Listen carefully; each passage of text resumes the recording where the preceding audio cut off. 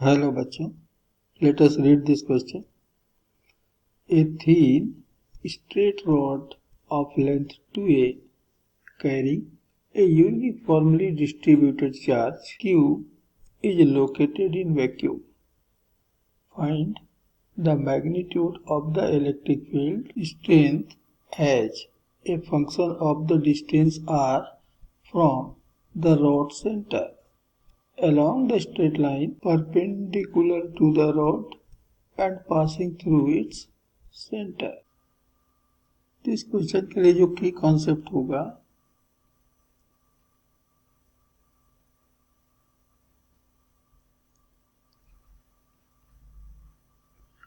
वह है Coulomb's law.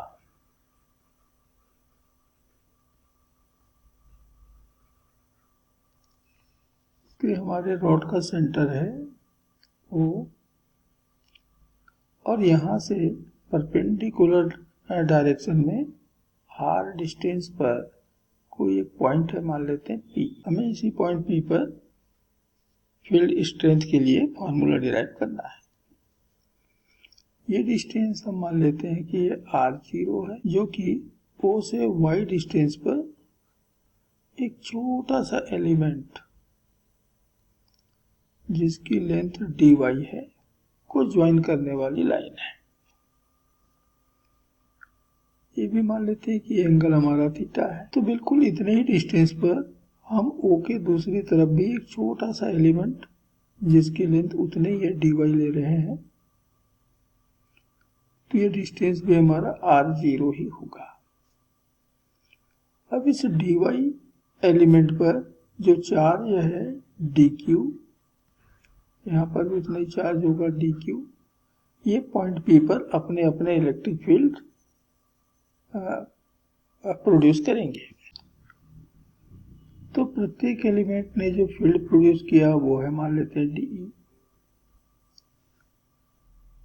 तो इसका r के डायरेक्शन में जो कंपोनेंट मिलेगा ये हो जाएगा dE cos थीटा। तो दूसरा भी हमको इतना ही देगा dE cos थीटा। जबकि परपेंडिकुलर डायरेक्शन के जो कंपोनेंट होंगे dE sin थीटा, ये तो एक दूसरे का अपोजिट हो गया और इसलिए एक दूसरे को कैंसिल कर देंगे, और इसलिए जो नेट इलेक्ट्रिक फील्ड मिलेगा due to each element it is only dE cos theta. तो लीनियर डेंसिटी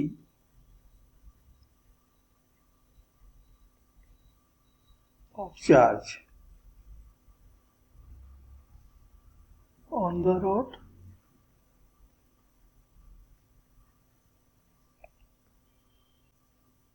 लैम्डा बराबर होगा Q/2a and therefore charge on the element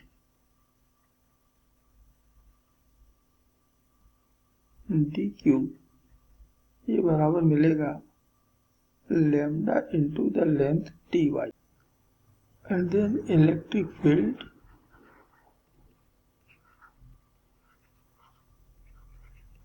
at P due to each element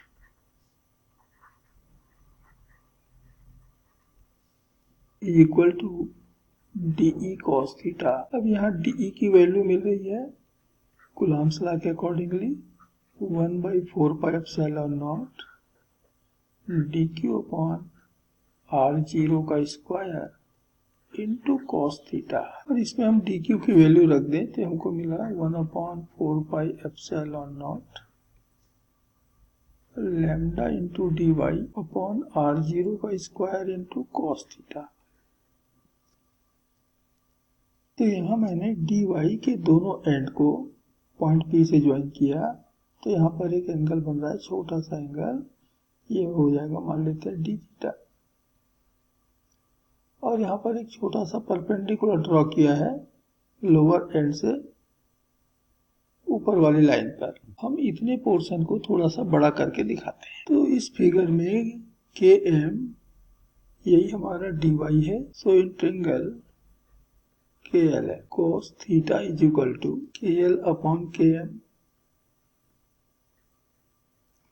तो KL बराबर मिल रहा है km cos थीटा अर्थात dy cos थीटा। हमें फिर से इस KL की वैल्यू इस d थीटा के टर्म्स में निकाल सकते हैं कि एंगल d थीटा बराबर होगा द आर्क हो गया KL अपॉन द रेडियस हो गया R0 and therefore KL is equal to R0 d theta. तब हमको मिल रहा है dy cos थीटा बराबर R0 d थीटा। तो हमारे ऊपर का जो एक्सप्रेशन है dy cos थीटा, ये dy और ये cos थीटा, इसकी जगह हम रख सकते हैं R0 d थीटा। अब यहाँ पर triangle from triangle OPK R upon R0 ये बराबर cos थीटा है।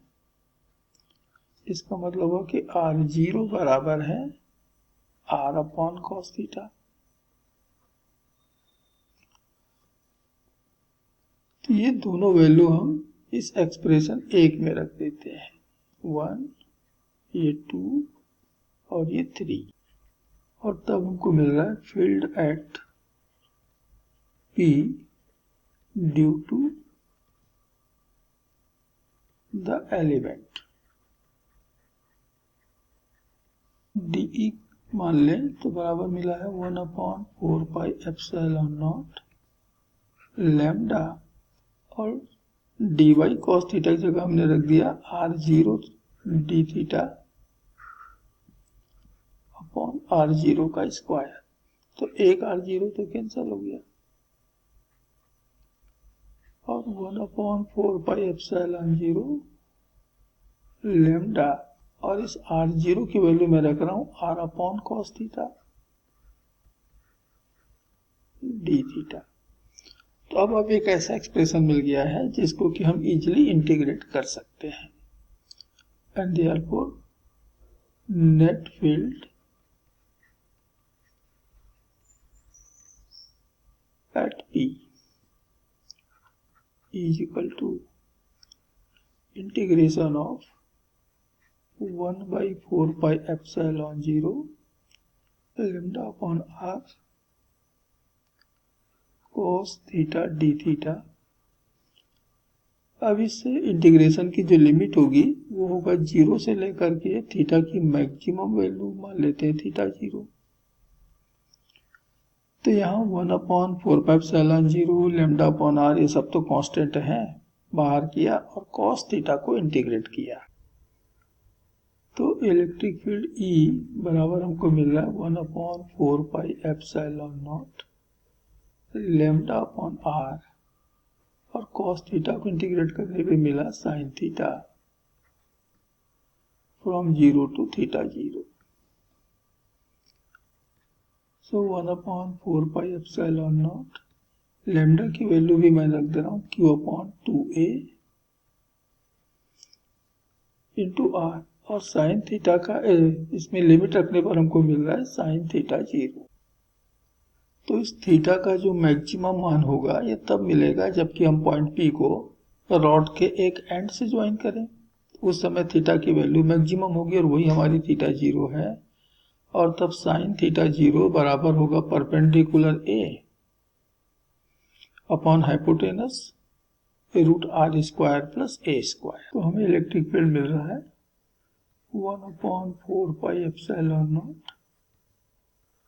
Q अपॉन 2ar, और साइन थीटा 0 की वैल्यू मिल गई a upon √r² plus a²। तो यहाँ से a तो हो गया कैंसिल, और तब इलेक्ट्रिक फील्ड के लिए हमको फाइनल एक्सप्रेशन मिल रहा है E is equal to 1/4πε0 Q upon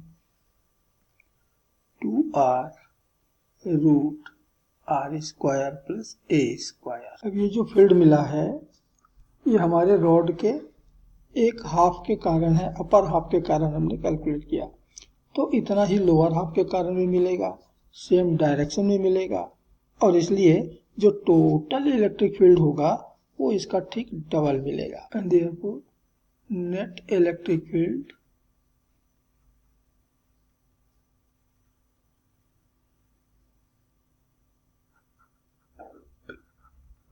E net बराबर डबल करेंगे तो 1/4πε0 Q अपॉन, डबल करेंगे 2 से मल्टीप्लाई करेंगे तो 2 कैंसिल हो जाएगा और बच जाएगा डिनोमिनेटर में r into r square plus a square. ये रहा उस चार्ज रॉड के कारण दिए गए पॉइंट जो कि r डिस्टेंस पर है, पर net electric field in the terms of r as a function of r, और इसलिए यही हमारा इस क्वेश्चन का आंसर होगा। Hope you understood it well. Best of luck.